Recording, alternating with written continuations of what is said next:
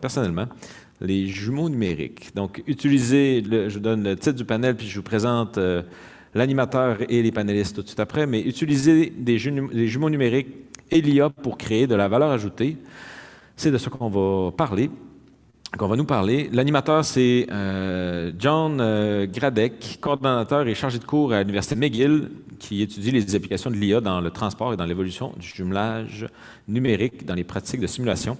Et il y aura comme panéliste avec lui sur scène Ghislain Riendeau, qui est directeur adjoint capacité organisationnelle terminale de Aéroport de Montréal. Vraiment intéressant d'entendre ça. Attendez, va venir. Camilio Valderrama, président de GSS. Camillo Valderrama est président fondateur de GSS et accompagne depuis 20 ans les organisations privées et publiques. Et on aura également Marie-Josée Montpetit, ingénieure de l'Université McGill, qui va nous parler, qui est une chercheuse reconnue en réseautique, système distribué, intelligence artificielle appliquée à l'Internet des objets, accueillez-les chaleureusement. Merci.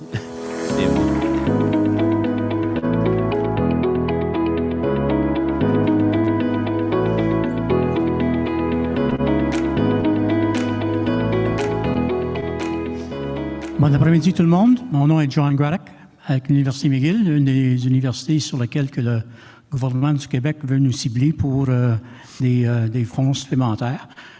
Mais cet après-midi, on va parler un peu de l'intelligence artificielle et puis la façon qu'on a implanté l'intelligence artificielle par l'entremise des jumeaux numériques à plusieurs entreprises et plusieurs industries au Québec.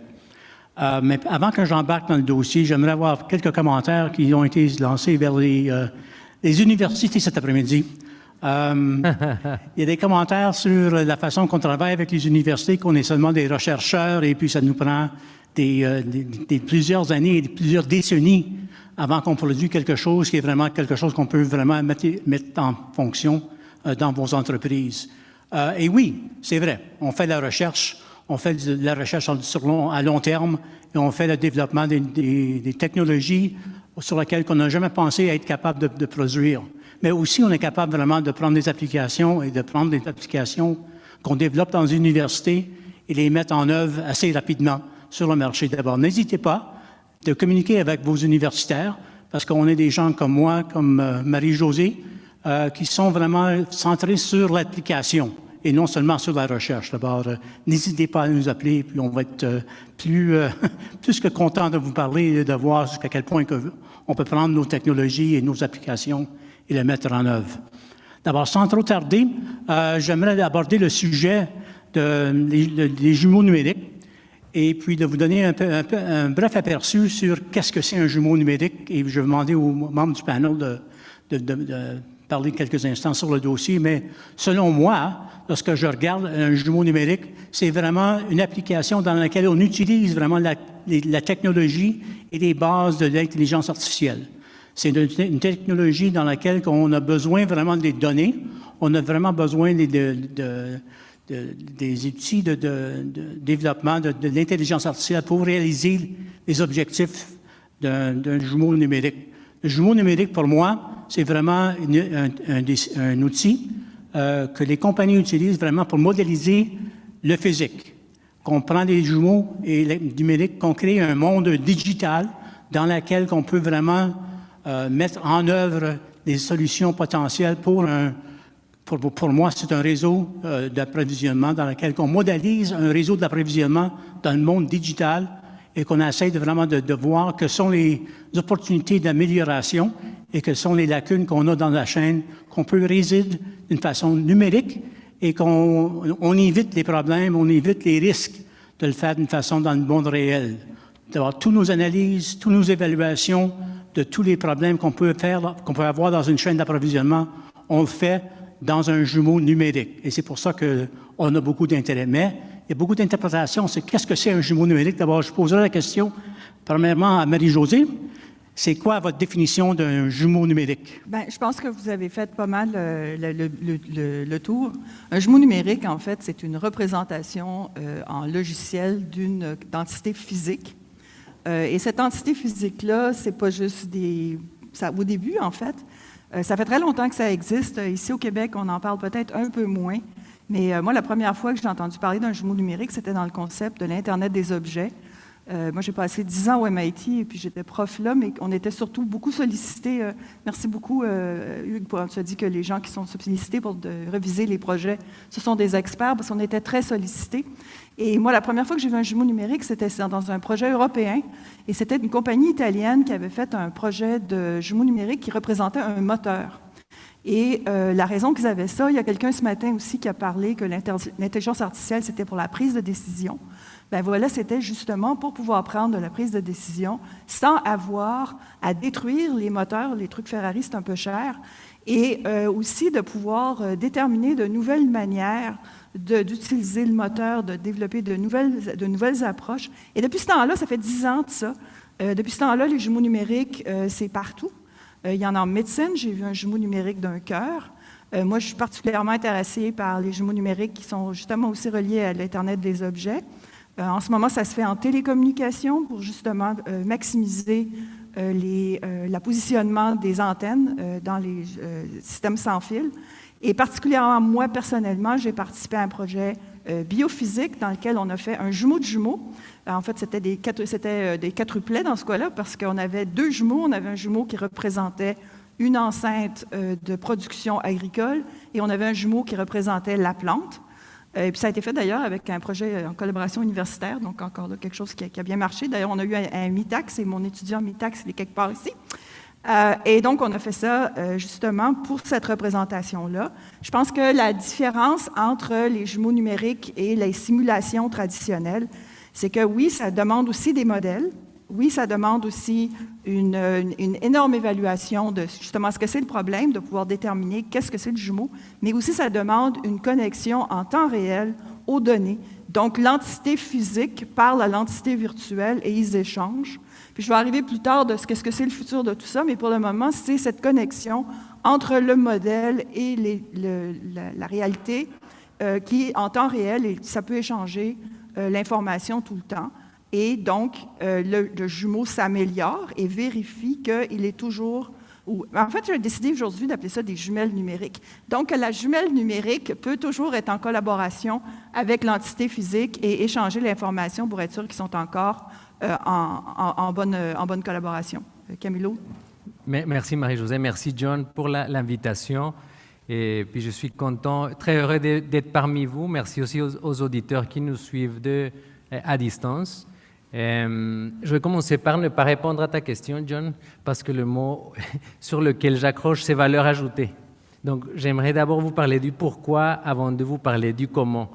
Et je vous partage 2 cas concrets. Et il y a un passager, il y a à peu près 2 semaines, 72 ans, un passager part de Montréal, fait une escale à Toronto, s'en va à Santiago de Chile, arrive à Santiago de Chile, il y a eu des problèmes à Toronto. Finalement, sa valise arrive 5 jours en retard. Par contre, c'est un patient diabétique. Et donc, son insuline est dans sa valise. Bon, vous comprendrez l'ensemble d'angoisses problématiques que ce passager va vivre. Donc, on parle de l'expérience passager. On va parler également d'expérience santé. Puis je pense qu'il est important de voir toutes ces technologies, que ce soit l'intelligence artificielle, les plateformes de simulation, l'Internet des objets, on le fait dans un but qui est d'améliorer l'expérience des passagers, l'expérience des patients et l'efficacité de nos systèmes. Et je ne vais pas trop bonifier la définition que tu as donnée, Marie-Josée, mais quand on parle de jumeaux numériques, il y a 2 grandes familles de jumeaux numériques. Les jumeaux numériques d'objets ou de produits comme un cœur, un moteur, une turbine, et les jumeaux numériques de systèmes complexes où il y a des processus interreliés. On parle tout à l'heure, John parlait et Robert parlait tout à l'heure de chaînes d'approvisionnement, usines pharmaceutiques, un terminal de passagers, une salle de traitement de bagages. Donc, ce sont ces jumeaux numériques et de systèmes sur lesquels nous on s'intéresse. Puis on a principalement, avec Alvaro et l'équipe chez GSS, on réfléchit à la définition, puis on travaille depuis plus d'une dizaine d'années sur les jumeaux numériques. Et on a établi un peu 4 critères pour établir c'est quoi un jumeau numérique. Le premier critère, c'est que le jumeau numérique sa durée de vie doit être synchronisée avec celle du système. Donc, autrement dit, il évolue avec le système, ça ne se fait pas. C'est un peu la différence aussi avec une simulation. Dans une simulation, on répond à une ou deux questions précises. Dans un jumeau numérique, on doit le maintenir à long terme. Le deuxième critère, c'est qu'il a une capacité de prédiction à l'intérieur du modèle parce qu'on veut se projeter vers l'avenir et anticiper ce qui va se produire. Le troisième élément, c'est l'intégration. Ghislain va nous parler des facteurs opérationnels, la réalité, la vraie vie opérationnelle. Puis le quatrième élément, comme disait Marie-Josée, c'est l'interaction et la rétroalimentation entre le modèle et le vrai système, donc des données en temps réel. Et Ghislain, en termes d'utilisateur d'un jumeau numérique et étant responsable pour une opération à l'aéroport de Montréal, c'est quoi votre définition d'un jumeau numérique? Bien, en fait, ça va surprendre. Je ne suis pas ici pour donner la définition, mais je vais donner l'intérêt qu'on a à utiliser un jumeau numérique. Donc, à l'aéroport, c'est vraiment la valeur ajoutée qu'on va aller chercher d'un jumeau numérique. Ça fait près d'une décennie qu'on implémente des jumeaux numériques, donc on est rendu avec un certain niveau de maturité. Puis, il faut vraiment revenir, l'intérêt principal, c'est la valeur ajoutée qu'on réussit en retirer. L'utilité de qu'est-ce qu'on fait avec ça, c'est calibrer le besoin en infrastructure, calibrer nos processus. Donc, vous êtes probablement tous des utilisateurs de l'aéroport de Montréal. Quand on sait qu'est-ce qui se passe en arrière de la scène, c'est assez complexe, c'est beaucoup de processus qui se transfèrent un dans l'autre. Donc, l'utilité du jumeau numérique nous permet de prédire ou d'instaurer une certaine variabilité qui est très souvent non contrôlée. Donc, c'est quoi l'impact d'un facteur météo sur la chaîne complète de processus de la journée d'un passager, un avion en retard, les bagages. Donc, c'est tout ça qu'on utilise à l'aéroport. Puis, on a des exemples très particuliers où on a poussé les jumeaux numériques très avancés. Donc, c'est dans les parcours passagers et dans les systèmes de traitement de bagages. Merci, Justin. D'abord, si je regarde un peu un exemple spécifique, un exemple qui est réel, dans lequel vous avez œuvré, on a eu un peu l'expérience de Justin. Marie-Josée, as-tu une expérience spécifique dans l'utilisation d'un jumeau numérique? Ben, en fait, j'en ai deux, mais je vais en parler surtout d'une qui était une au Québec, qui a d'ailleurs été, qui a fait partie justement d'une demande de subvention. Et puis pour les gens qui veulent faire des subventions, si vous voulez les gagner, vos subventions, il y a beaucoup de travail. Mais en fait, on a développé donc ce concept de jumeaux numériques. Et la raison, c'est que on voulait implanter des algorithmes d'intelligence artificielle dans un système en production, un système de production agricole, qui était donc en production agricole en plus en environnement contrôlé. Donc, on avait énormément de sources de données, mais on ne pouvait pas implémenter ou tester des algorithmes d'intelligence artificielle dans un système en opération parce qu'on avait une bonne chance de tuer la moitié de la production. Donc, moi, je me suis mis à penser, en fait, on s'est mis à penser avec l'équipe qu'est-ce qu'on pourrait faire. Et évidemment, il y avait d'autres personnes avec lesquelles je collaborais qui étaient des experts, en fait, beaucoup en Europe. Et on a dit, on devrait regarder le côté des jumeaux. Alors, on a fait justement un jumeau, ce que j'ai mentionné, un vrai jumeau, en fait, un jumeau de jumeaux, pour représenter la réponse de l'environnement à certains systèmes décisionnels et aussi pour modéliser la réponse de la plante. Notre KPI, c'était la consommation d'énergie, donc on voulait maximiser l'énergie transformée à la plante, mais en même temps minimiser l'utilisation de l'énergie dans toute l'enceinte. Donc, on avait un premier modèle de jumeaux qui a été développé avec des modèles physiques très importants en énergie. Et un autre modèle a été développé avec des approches plus au niveau des plantes. En fait, le projet a été livré, je pense, il y a un mois, puis en fait, Maximien est ici qui a travaillé là-dessus. Et maintenant, le but, c'est ça, c'était qu'avec le jumeau, il est maintenant possible de tester de l'IA d'ensemble, de tester du renforcement et de tester aussi comment on peut influencer les systèmes de contrôle de l'enceinte de production sans avoir à faire de perturbations. Et ça, c'était le système auquel on avait pensé. Et en ce moment, je suis à travailler sur un qui est complètement différent, mais qui est pour un système en communication mobile pour voir justement optimiser l'endroit où on va placer certaines antennes et certains capteurs Mais ça, c'est vraiment tout début de projet, mais celui des deux jumeaux, comme les deux jumeaux, c'est des quadruplets. Donc, peut-être un jumeau et une jumelle, peut-être. Ça a été vraiment implémenté, puis comme je vous dis, ça a été reconnu avec succès par justement nos experts qui l'ont évalué. Ils nous ont fait faire les experts, pour vous dire quelque chose, quand on a eu les premières revues de notre projet, on a eu 22 pages de réponses à générer, mais après ça, ça a été fini. On a eu l'argent, tant mieux. Alors, ça a été mon expérience. Vous avez quelque chose de très différent. Mais est-ce qu'on peut voir la vidéo, s'il vous plaît, pour montrer un jumeau numérique en action? Merci Marie-Josée. On va parler d'un processus de départ de passagers vers les États-Unis, dans le fond. Ce n'est pas une colonie de fourmis, comme ça a l'air. Pour ceux qui voyagent vers les États-Unis, vous savez qu'on passe le point de check-in, on dépose notre bagage, il y a des ascenseurs qui vont prendre les bagages et les descendre à la salle à bagages. Puis ensuite, le passager rentre dans le premier bloc, le premier bassin d'attente en amont des lignes de sécurité de CATSA, l'Agence de sûreté du transport aérien. Et suite à ces lignes-là de sécurité, dans le fond, on passe à l'étape suivante qui est l'étape des douaniers américains. Et Montréal, c'est un port d'accès aux États-Unis, dans le fond. C'est la deuxième grande étape où il y a des guérites et il y a des podiums. Et comme vous voyez, dans le fond, ça c'est un portrait été 2019, où on voyait que les deux bassins étaient quand même assez balancés selon les capacités, le staffing. À l'intérieur d'un modèle comme ça, on gère des files d'attente, des capacités de serveurs, différents processus. Donc, comme vous pouvez imaginer, c'est nourri par une panoplie de données, et certaines données historiques, d'autres données également en temps réel. Donc, ce genre de plateforme, le cœur du jumeau numérique est une plateforme de simulation et on peut regarder une série d'indicateurs de performance, identifier où se trouvent les goulots. Puis, un des scénarios que vous voyez à l'écran qu'on a testé, c'est une nouvelle technologie qui n'est pas encore déployée dans ce secteur et qui va être déployée dans les prochains mois, années, qui est une technologie CATSA+, qui est déjà du côté international pour ceux qui voient, qui peuvent déposer les effets personnels en parallèle sur plusieurs points, avec des nouvelles technologies, mais ce que ça fait, c'est ce que vous voyez à l'écran, c'est-à-dire que le goulot, on augmente la capacité des lignes et le goulot est transféré aux douaniers américains, ce qui n'est pas une très bonne chose. Donc là, c'est là où les opérations voient ça de manière anticipée, dans le fond, 1 an avant, 1 an et demi avant, puis ils ont le beau problème de dire, OK, on peut prévoir ça, maintenant, qu'est-ce qu'on fait avec ça? Qu'est-ce qu'on fait avec ça, Ghislain? C'est notre défi au quotidien. Donc, l'aéroport est une série consécutive de goulots. Les goulots se transfèrent toujours d'un à l'autre. Quand on pense avoir ciblé le bon, c'est le prochain qui embarque. Donc, dans le passé, c'était quelque chose qui se faisait un petit peu plus de façon intuitive. Donc, aujourd'hui, on se sert beaucoup des plateformes numériques. Les étapes après que les goulots sont bien ciblés puis qu'on a bien calibré nos plateformes puis qu'on reconnaît que c'est vraiment le prochain goulot,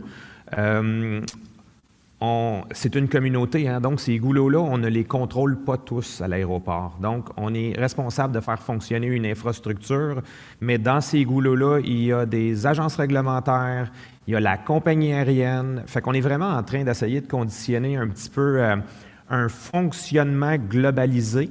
Donc, ma prochaine étape, après qu'on ait identifié le goulot, c'est voir c'est quoi les impacts sur le processus.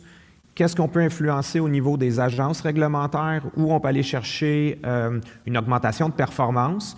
Puis la dernière chose qu'on va viser, c'est des investissements en infrastructure, parce que malheureusement, l'argent gouverne tout. Donc, on va essayer de cibler tout ce qui est sous notre contrôle en premier. Ça, c'est les prochaines étapes quand on a identifié le goulot. Puis, on a la présentation que Camilo a faite s'applique à plusieurs autres processus. Donc, on a développé plein de plateformes similaires à ça, qu'on arrive toujours au même constat. Donc, c'est les mêmes résultantes. Il faut discuter, il faut amener une communauté à interagir. Puis, ce que ça va nous permettre après tout ça, ça va être de bien dimensionner nos infrastructures, pousser des décisions qui vont nous amener à être fonctionnels sur une bonne période de temps. Autre exemple similaire à ce que Camilo a amené, qui nous a amené notre lot de défis. Malheureusement, je vais ramener ça sur la table. C'est un passé qui n'est pas si lointain, mais qui nous paraît lointain. On a vécu la période de la COVID assez dure à l'aéroport et changement de processus, c'était en continu. Donc, probablement l'expérience qu'on a eue avec les goulots fuyant le plus grand goulot fuyant qu'on avait, qui était toujours en changement constant avec les agences gouvernementales. Donc, les jumeaux numériques nous ont permis de nous amener là. Point que je veux mettre aussi en évidence, c'est que pour que les jumeaux numériques soient fonctionnels dans un environnement réel, c'est l'expérience qu'on a vue avec le temps, c'est un effort collaboratif. Donc ça, c'est très important de ne pas sous-estimer l'effort, d'avoir les bons joueurs à la table.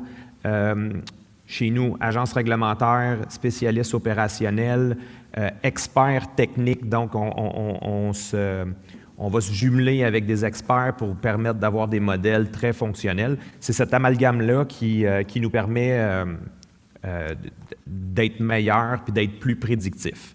Par contre, un des éléments fondamentaux à ne pas négliger, c'est la consolidation des données. Puis, consolidation des données pour nous permettre d'avoir un modèle quand même assez prédictif avec nos jumeaux numériques, je dirais que c'est la plus grande part de défi. On n'a pas toutes les données. Donc, il y a beaucoup de données qu'on n'a pas. On en a quand même beaucoup. Et les données qu'on n'a pas, on doit les compenser avec des modèles prédictifs, Internet of Things, de l'intelligence artificielle. Camilo, est-ce que tu aurais des exemples d'intégration de ces technologies? En fait, c'est vrai que le nerf de la guerre pour les jumeaux numériques, ce sont les données. Et historiquement, moi, au début des années 2000, je simulais des usines de bombardiers, transport, fabrication de métro et de trains. Puis on est très loin d'il y a 20 ans au niveau des données aujourd'hui, avec toute la disponibilité de données.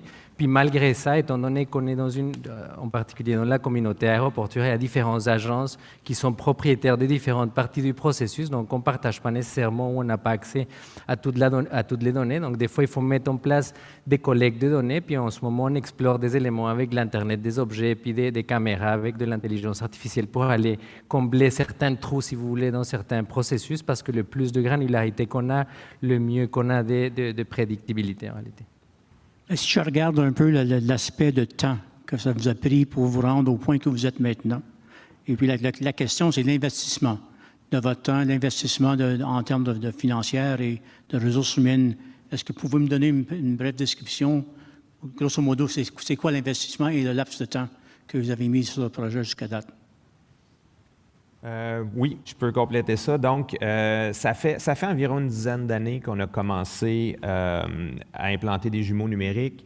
On voit pertinemment une maturité dans les jumeaux numériques. Disons que les premiers jumeaux numériques qu'on a mis en place il y a une dizaine d'années étaient des modèles avec faible prédictibilité.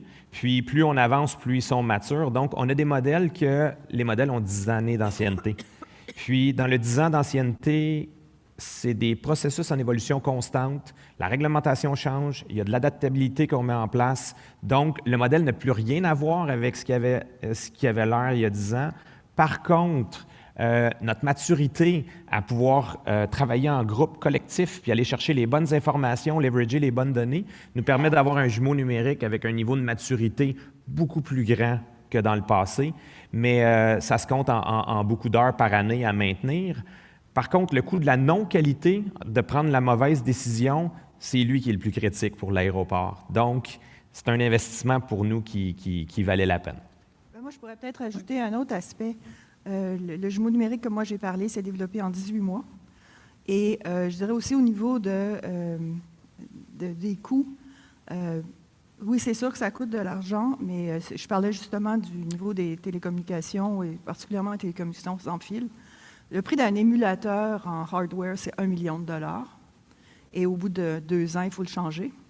Alors que l'investissement qu'on fait à développer l'équivalent en jumeaux numériques, même si ça coûtait le même prix, c'est probablement pas ça. Dans 2 ans, on a juste à changer les éléments du software. On n'a pas besoin de réacheter de l'équipement. Et d'ailleurs, il y a beaucoup de gens qui sont en train de dire que c'est le futur du test, en fait.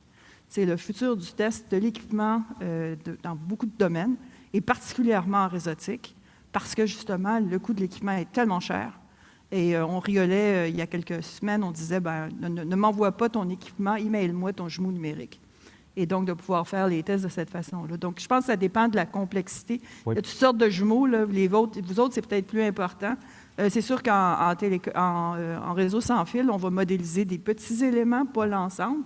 Le but, c'est d'en avoir plusieurs, en fait. Mais je pense que si on regarde le coût, c'est mettre du software à jour, c'est hyper facile. Mettre du hardware à jour, c'est pas mal plus cher. Et puis en plus, il y a des délais de livraison, il y a des délais d'installation. Alors l'investissement, il est aussi là. Peut-être juste ajouter, John et Marie-Josée, c'est l'utilité principale, je pense, des jumeaux numériques, c'est de fournir un outil pour faciliter le dialogue structuré entre plusieurs parties prenantes. Donc ça, c'est une valeur ajoutée.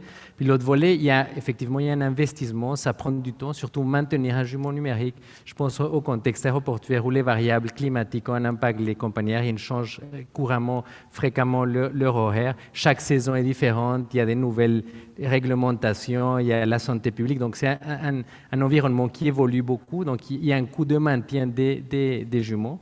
Donc, le développement, déjà, c'est un effort qui peut prendre 6 mois, 1 an, mais après ça, il faut le maintenir. Mais l'autre angle, c'est le retour sur l'investissement. Quand ça évite de faire des investissements de la mauvaise manière ou de surdimensionner ou sous-dimensionner, puis l'impact ça au niveau des usagers. Tu le sais, là, le coût d'avoir un aéronef au sol, les retards, donc c'est l'angle aussi qu'il faut regarder. Si je regarde un peu l'investissement nécessaire pour supporter un jumeau numérique et puis l'impact de l'intelligence artificielle sur l'utilisation d'un jumeau numérique. Est-ce qu'on voit dans les années qui sont les plus récentes, avec l'explosion de l'intelligence artificielle, est-ce qu'on voit l'utilité des jumeaux numériques prendre la même expansion? Moi, je pense que il y a eu beaucoup de discussions aujourd'hui qui disaient le Québec est en retard au niveau intelligence artificielle.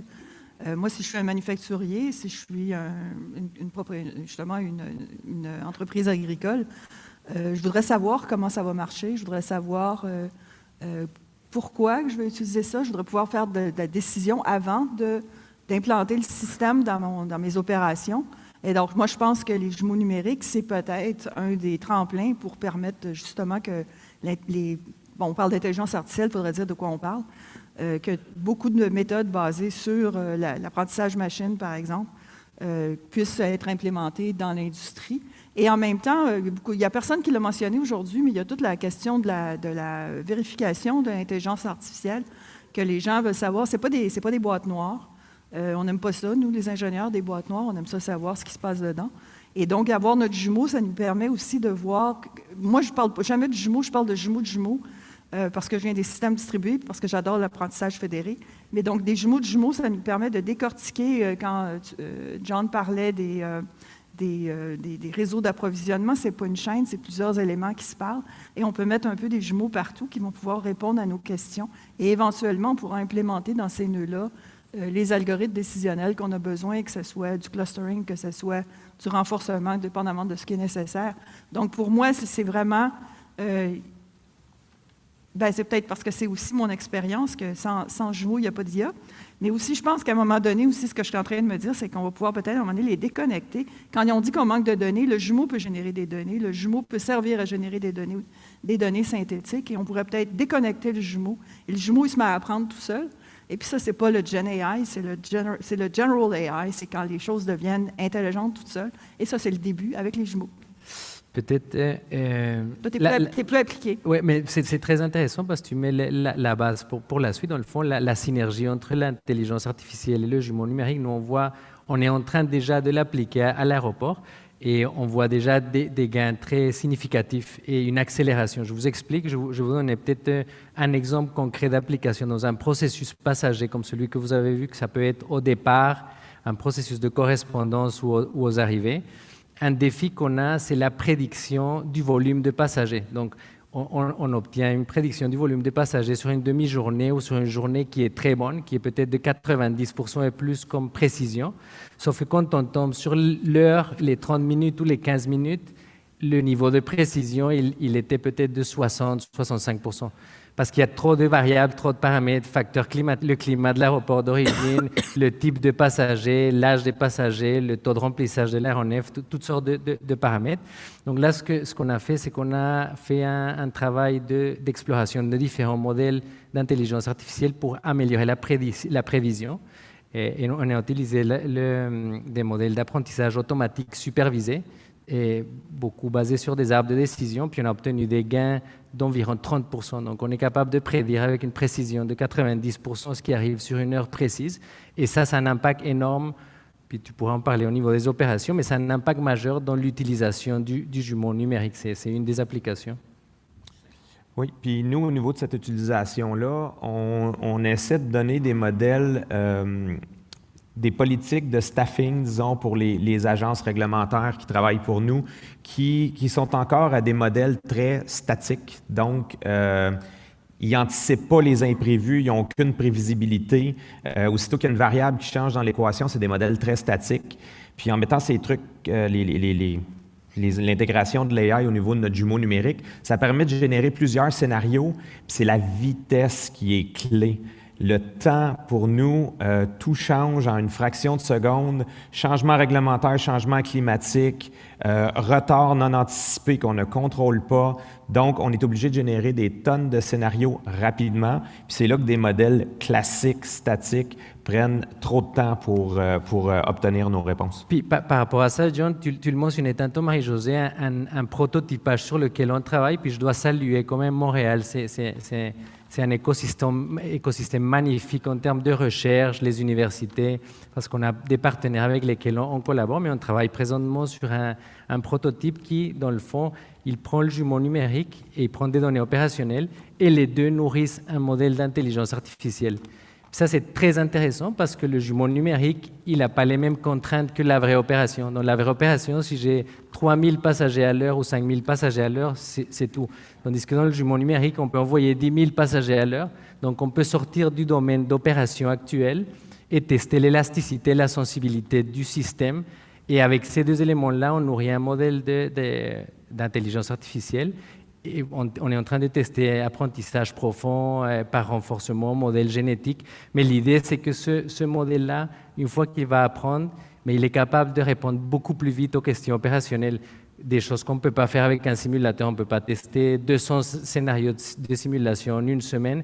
Donc ça va probablement générer beaucoup de gains. On l'a testé à petite échelle, puis là, on est en train d'agrandir, si vous voulez, le domaine d'application.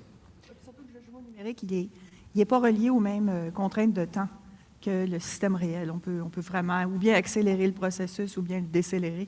Le jumeau, c'est une création. Alors, il n'y a pas autant de contraintes qu'un système physique. C'est un système virtuel dans lequel on essaye de voir les solutions potentielles. Exact. Lorsque vous allez changer, ça évolue dans un système de soutien décisionnel. Au moment que les décisions sont prises avec le personnel à l'aéroport comme tel, que vous allez changer les postes des individus et changer des corps des individus pour accommoder un changement qui existe dans le réseau. Et c'est dans ce sens-là que ça devient non seulement un système ou un outil d'évaluation stratégique, mais ça devient un outil tactique, d'heure en heure, de minute en minute, lorsque vous allez gérer vos opérations, qui peuvent changer de minute à minute. Ouais. Okay. En clôturant, je pense que quelques commentaires de chacun d'entre vous sur vos apprentissages sur le processus d'évolution des pièges et des apprentissages sur l'évolution de votre expérience du jumeau numérique. Est-ce que vous avez des idées sur les choses que vous avez passées qui sont des apprentissages que les gens ici peuvent prendre comme expérience? Marie-Josée? Je pense qu'il y a quelqu'un qui l'a mentionné, c'est qu'avant, il faut qu'on comprenne, avant de commencer, il faut qu'on comprenne c'est quoi le problème et c'est quoi le système auquel on a affaire. Aussi, il faut être sûr qu'on a les modèles. Dans ce sens-là, en fait, quelqu'un disait ce matin, il y avait des modèles CAD puis il y avait des modèles physiques. En fait, ça prend les deux. Donc, il faut savoir c'est quoi le modèle qu'on a. Les modèles à la fois qui représentent le comportement de l'élément physique, mais aussi de l'environnement de cet élément physique. Et même quand je fais aussi les processus. Donc, quels sont les modèles qui fonctionnent dans le processus? Ça peut être des modèles basés sur des équations, ça peut être des modèles basés sur des interpolations de données, mais la plupart du temps, ça peut être des modèles statistiques, mais évidemment aussi ce qu'il faut vérifier d'avance. Et puis, moi, je me souviens d'avoir passé des samedis soirs à essayer de trouver les données. Mon frère pensait que j'étais nulle, mais j'étais supposée être à relaxer, puis j'étais au téléphone avec quelqu'un qui ne trouvait pas les données. Donc, il faut vraiment savoir où sont les données, puis d'avoir des données qui sont fiables et qu'on va pouvoir obtenir, parce que sinon, ça ne sert absolument à rien. Et puis après, aussi avoir une idée de dans quelle direction on veut que ce jumeau-là aille. C'est-à-dire qu'un jumeau, c'est pas le monde entier, ça représente un élément du système. Comme je vous dis, dans notre cas, on voulait minimiser d'un côté l'énergie dépensée, mais maximiser l'énergie transmise à la plante. Donc, il faut qu'on sache que c'est ça le KPI, donc on va aller dans cette direction-là. Et est-ce qu'on aurait pu avoir d'autres KPI? On aurait pu avoir, je sais pas, je vais avoir plus d'énergie peut-être. Mais si on n'a pas ça, c'est que sinon, on ne pourra pas focaliser sur les bons modèles qu'on va utiliser pour créer le jumeau. Et d'ailleurs, il y a de plus en plus d'outils qui permettent ça, mais ça reste qu'il faut avoir les modèles de base qui représentent le mouvement des gens, la température, plein de trucs. Et donc, d'être sûr qu'on a sécurisé ces données-là. Et ce n'est pas tout de sécuriser les données, il faut aussi que les données soient dans les bons formats. Ça, c'est un autre truc dans mon apprentissage que j'ai appris, c'est que les gens, de façon très intéressante, beaucoup de systèmes de captage de données sont designés de façon totalement verticale, c'est-à-dire que le capteur, il ne parle qu'au nuage. Et nous, on a 4 capteurs qu'on voudrait intégrer dans un jumeau numérique, et ces 4 capteurs ne se parlent qu'au nuage. Donc, si on veut les intégrer, premièrement, il faut trouver le moyen, puis après ça, on se rend compte qu'un mesure aux 3 minutes, puis un mesure aux 5 minutes, puis un mesure aux heures. Donc, comment qu'on fait après ça pour intégrer toutes ces données-là? Donc, il y a toute une question aussi de la gestion du données. Et quand on a tout fini ça, bien là, on a des modèles, on a des données, on a une idée de ce qu'on veut faire, on a des idées d'un KPI, et puis là, bien, je pense qu'on peut faire un jumeau qui fait du sens. Et c'était mon cours. Ghislain, vous avez eu des apprentissages ou des pièges? Oui, c'est très important de ne pas confondre animation versus jumeau numérique. Présentement, disons, le petit graphique que vous avez vu, il y en a qui se contentent juste de ça. Moi, le graphique fait juste confirmer que les données sont plausibles, donc c'est juste un élément de confirmation. Il y a beaucoup d'animations présentement de disponibles qui règlent des problèmes trop vite sans les régler, qui prétendent régler des problèmes, donc c'est important de ne pas confondre les deux. La deuxième, c'est pour construire un jumeau numérique, c'est important d'avoir les bons joueurs à la table. Donc, c'est critique d'avoir les bons mondes pour amener le bon input pour avoir un jumeau numérique qui représente une réalité, en tout cas le plus près de la réalité. Puis, je pourrais conclure sur le point, l'intelligence artificielle, c'est un élément qu'on intègre, puis il ne faut juste pas tomber dans le piège de l'utiliser à la mauvaise science, au mauvais endroit dans les jumeaux numériques. Camilo? Oui, écoutez, au-delà de tous les éléments techniques, je pense que 2 mots-clés, c'est leadership et apprentissage. Par leadership, on a vu tantôt que les jumeaux numériques combinés avec l'intelligence artificielle, ça prend quand même un engagement long terme. Je pense à l'aéroport de Montréal. Il y a des leaders dans la direction qui sont impliqués, comme Stéphane Lapierre, vice-président exploitation. Mais ça prend des gens comme ça qui y croient puis qui supportent à long terme l'effort. Ça, c'est un volet. Puis l'autre volet, on parle d'apprentissage machine, mais il y a l'apprentissage collectif, l'apprentissage humain qui est aussi important. Je vous dirais que c'est le plus important quand on construit des jumeaux numériques, puis on construit des modèles d'intelligence artificielle. C'est l'apprentissage qu'on fait. Je crois beaucoup à la combinaison de l'intelligence collective humaine et l'intelligence artificielle pour amener une vraie valeur ajoutée à nos systèmes puis à l'amélioration de la qualité de vie. Marie-Josée, un peu la vision du futur pour les jumeaux, les jumelles Bien, c'est ce que j'ai dit. Ouais, mes jumelles, c'est mon truc d'aujourd'hui. Je pense que j'en ai parlé. J'ai des discussions avec beaucoup de gens qui sont affiliés à certains laboratoires d'intelligence artificielle ici. Et puis, moi, ce que je vois, c'est que, bon, premièrement, c'est qu'il n'y en aura pas un jumeau. Il va y avoir des réseaux de jumeaux. Et ça, c'est justement, ça rejoint tout le côté de l'apprentissage fédéré, c'est-à-dire qu'on ne peut pas avoir qu'une seule entité. On a parlé aujourd'hui beaucoup du cloud. Moi, je viens du monde où on est en train de décloudiser. C'est un gros truc au MIT, d'ailleurs, de le decloudization. C'est de retourner l'intelligence au edge. Et donc, si on fait ça, c'est sûr que ça prend plus qu'un jumeau, parce que ça prend un jumeau par edge, et les jumeaux apprennent entre eux. J'ai une image que j'ai utilisée pour un cours dans lequel je montre, on a un réseau, on rajoute les données, on rajoute les jumeaux, et après on met l'intelligence artificielle. Et là, finalement, on a une très bonne vision de ce qui se passe. Donc, je pense que c'est ça, c'est cette decloudization, j'avais prévu que j'étais pour faire du franglais. Donc, le decloudization, la distribution, l'apprentissage entre les jumeaux eux-mêmes. Et comme j'ai dit avant, de déconnecter même, évidemment, éventuellement le jumeau, que le jumeau devient l'entité qui apprend elle-même, et de l'utiliser justement pour créer des données. Comme j'ai dit, c'est des trucs qui se font à DeepMind, entre autres. Puis moi, d'après moi, c'est l'avenir, c'est justement d'avoir ces jumeaux de jumeaux qui vont aussi aider à convaincre les dirigeants d'entreprise que l'intelligence artificielle, c'est pas juste des boîtes noires qu'on comprend pas. Nos jumeaux, on peut les interroger, on peut leur demander comment ils fonctionnent. Alors ça, je pense que c'est vraiment ça, le futur. Ghislain, le futur des jumeaux dans l'aéroport de Montréal? Disons qu'on a commencé une belle route il y a 10 ans. On est en continuité. Donc, le futur, c'est des intégrer entre eux le plus possible, que tous nos goulots soient interconnectés à travers des jumeaux numériques, puis qu'on soit capable un jour d'avoir une prédictibilité beaucoup plus grande, totalement intégrée. Et intégrer un peu de l'infrastructure autour de l'aéroport aussi. Un peu tout. Un peu de tout. Merci. D'abord, mon expérience au niveau des jumeaux numériques, c'était vraiment dans le domaine aérospatial.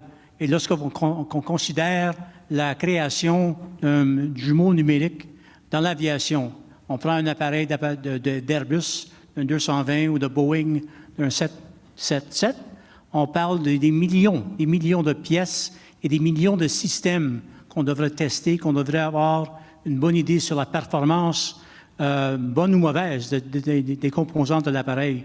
D'abord, lorsqu'on construit un appareil, ça nous prend 8 ans avant que l'appareil se décolle, du moment du dessin jusqu'au moment où l'appareil fonctionne.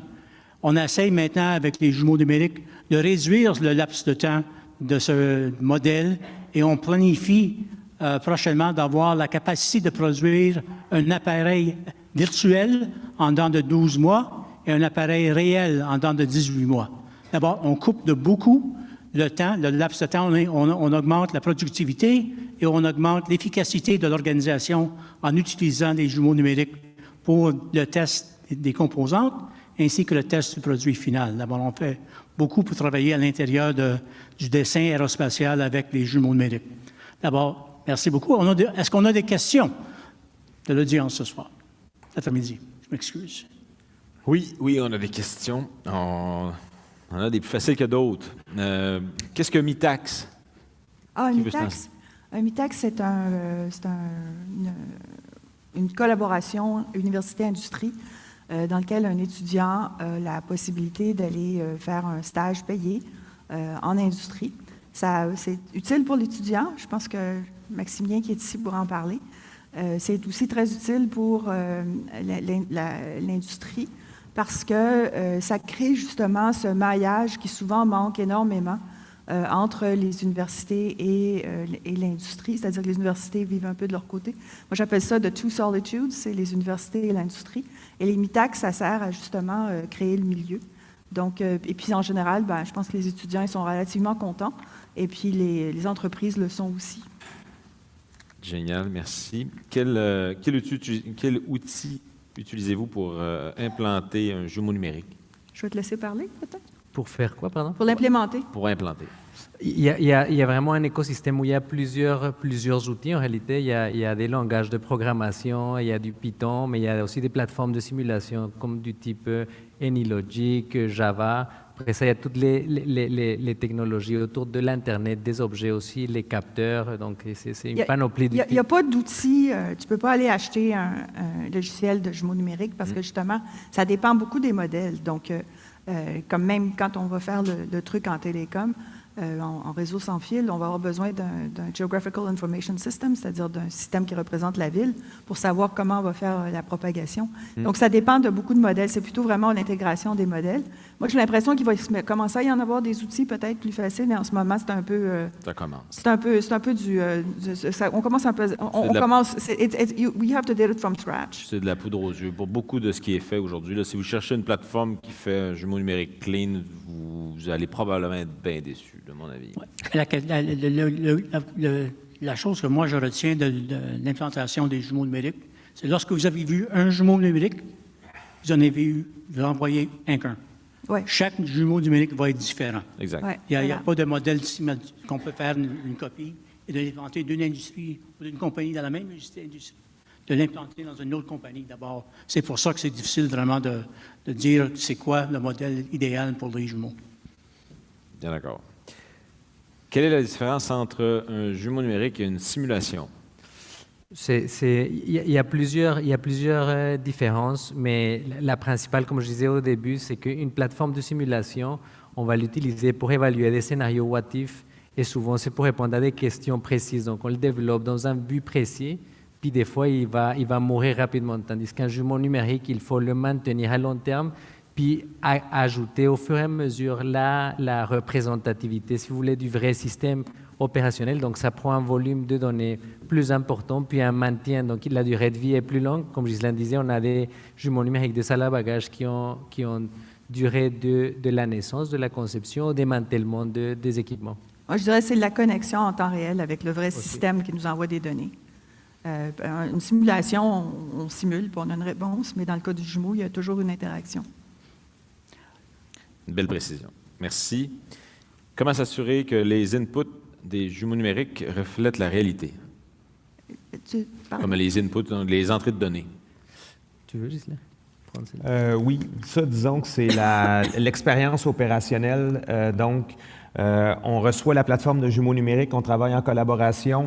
Nous, on la regarde et souvent, on va la comparer avec des journées réelles qui se sont produites dont on a l'intrant et l'extrant. Donc, on reprend l'intrant, on le rentre dans le jumeau numérique, puis on compare l'extrant réel d'une journée qui s'est vraiment produite, puis versus l'extrant du simulateur. C'est là qu'on est capable de mesurer avec plusieurs itérations, plusieurs scénarios, qu'on est capable de mesurer la maturité d'une plateforme de simulation. Puis peut-être ajouter, il y a l'expérience des gens, des opérations, l'expérience des usagers qui est essentielle pour que ça fonctionne. Mais le deuxième volet, c'est quand on calibre, on regarde des indicateurs de performance, mais on regarde aussi des variables propres au processus. Donc, c'est vraiment une panoplie d'indicateurs pour dire, OK, ça reflète ou ça reproduit le comportement du système. Génial. Oui, un classique en time series, tu compares avec le passé, tu l'entends sur le passé, tu le compares avec tes nouvelles données, puis tu t'assures que ça colle encore. Il m'en reste une. Est-ce que machine, je me dis là, mais est-ce que machines qui remplacent les agents d'immigration à l'aéroport de Montréal ont un lien avec les technologies du jumeau numérique? Vous n'êtes peut-être pas obligé de répondre à celle-là. On peut la laisser. Je connais quelqu'un qui n'est pas trop fan de remplacer les humains par des jumeaux numériques, ça fait que peut-être que non. Non, mais c'est pas ça. Ici, ce qu'on fait référence... On parle des machines C'est les qui scannent machines, le ouais, passeport. c'est ça. Non, ça, c'est pas des C'est un appui technologique Ouais. pour améliorer le processus. Donc, ça ne fait pas partie de l'intelligence artificielle ou d'un robot. Non. Puis c'est vraiment génial qu'on ait ça. C'était bien plus long avant. Fait que, mais merci tout le monde sur le panel. Applaudissez-le.